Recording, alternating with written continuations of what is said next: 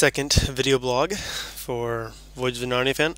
Basically today I thought I'd talk about something that might come up as an issue for the plot. I honestly don't know, I don't really have much of an idea, at least not an accurate idea, of what the plot is right now, what the script is for Voyage of the Dawn Treader. But there is an issue with Voyage of the Dawn Treader that could become an issue, and I think it has a high probability of being at least a small issue, and I thought I'd at least give my point of view on it.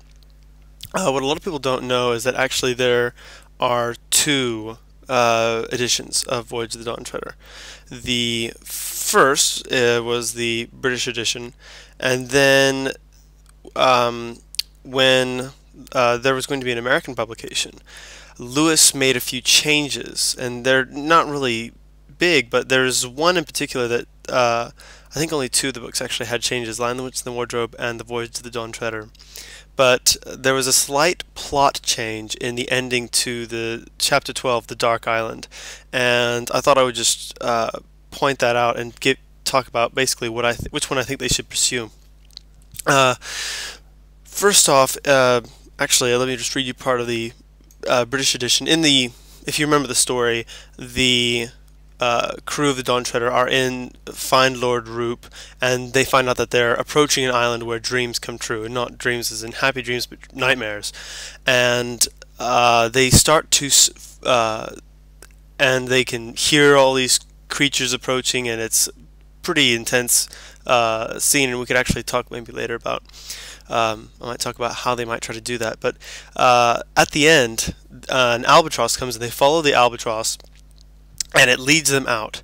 And in the British edition, there's some lines that were changed or cut from the American edition, and there were some lines added in the American edition. So here's, for instance, one of the lines from the British edition I'm reading from. "And all at once everybody realized that there was nothing to be afraid of, and never had been. They blinked their eyes and looked about them."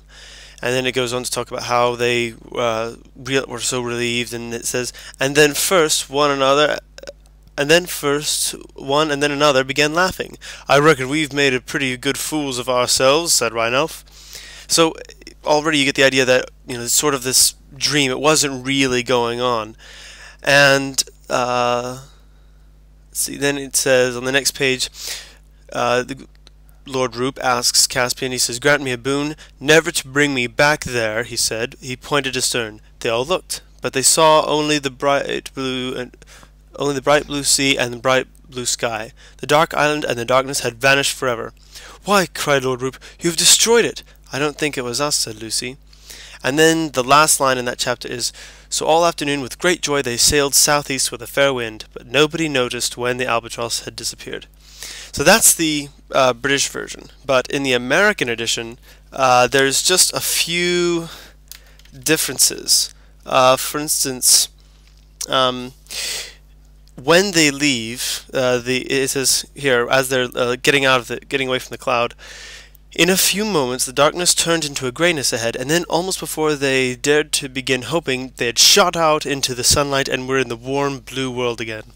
And just as there are moments when simply to lie in bed and see the daylight pouring through your window, and to hear the cheerful voice of an early postman or milkman down below, and to realize that it was only a dream, it wasn't real, is so heavenly that it was very nearly worth having the nightmare in order to have the joy of waking. So they all felt when they came out of the dark." So that's the impression you get from what was actually going on. And then Lord Roop makes a different request. Caspian says, "What is it?" And Lord Roop says, "Never to ask me nor to let any other ask me what I have seen during my years on the Dark Island." And there's no line from Rhinelf saying we've made fools of ourselves. And then the last line is, "So all afternoon with great joy they sailed southeast with a fair wind, and the hump of darkness grew smaller and smaller astern, but nobody noticed when the albatross had disappeared." So here's you can see there's not huge, but pretty significant difference, actually. The island is destroyed in the British edition, and it ends up being more of a dream, whereas you still have the talk of a dream in the in the American edition, but in the American edition, it's the feeling that one gets when you wake up from a nightmare. So it's as if it was a bad dream and you come out of it, and that's the feeling you get. But it's not that it actually was a dream, and no one starts laughing saying, oh boy, we've been made fools of ourselves.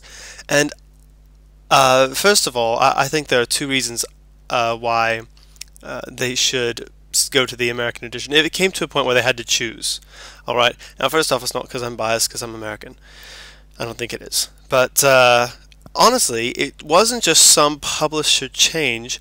Lewis did make the change, and the reason that it's hard, you don't really see this, if you were to pick up a copy in Borders or Barnes & Noble today in the US, and you were to pick up the Voyage of the Dawn Treader, you would find the British edition, because in 1994 they decided to only use the British edition. And so you can't buy the American edition anymore. So they'll probably go with the British edition, but I really hope they won't. And for one, it was a change that Lewis made. It wasn't something that, some publisher made after his death, or some writer, I think I can improve upon it this way.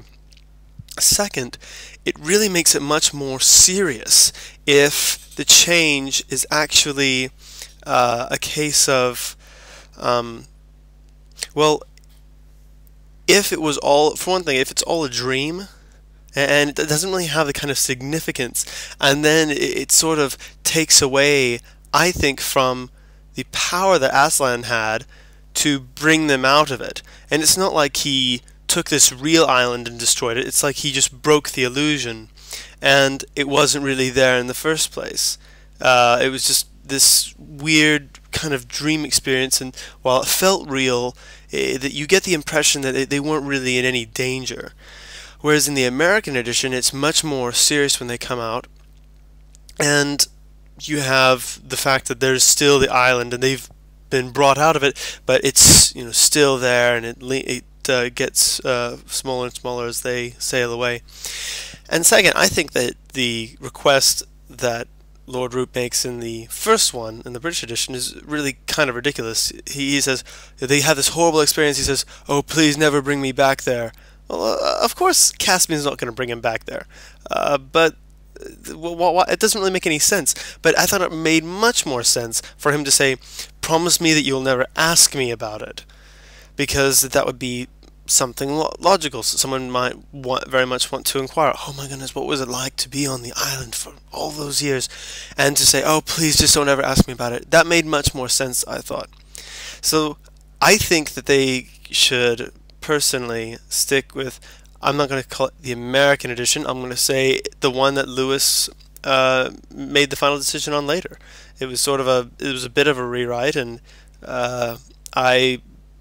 actually, it'd be interesting if there are letters on this, but I think it actually is a much more interesting story this way, and I think it holds more significance if the island actually has more bearing and more danger as it does in the American edition. Whether they'll go for it, I don't know. They're going to make some changes, we know, but I think it has a good chance of actually becoming an issue, because there's going to be the island. They have to have the Dark Island. It's where Lord Roop is. I don't think they're going to make that huge a change where they completely change which island he's on. But also, how are they going to get away from the island? They should have the albatross. They absolutely need to have. They need to have the albatross. But what's going to happen to the island? It's almost a yes/no question. So whether they'll have the island destroyed or just disappear, or whether it'll still be there, I don't know. But that's my idea for why they should keep it the way that Lewis had later on when he revised it. So, don't know how many days yet. We'll see. I'll do another story as soon as I find out how many days left till Dawn Treader.